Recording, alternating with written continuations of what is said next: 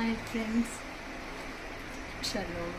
Shalom అందరికీ good morning friends. ఈరోజు వాగ్దానం చదువుతున్నాం. నీ దేవుడైన యెహోవాకు నీవు ప్రతిష్ఠిత జనము, మరియు యెహోవా తనకు స్వకీయ జనమగునట్లు నిన్ను ఏర్పరచుకొనెను. ద్వితీయోపదేశకాండము.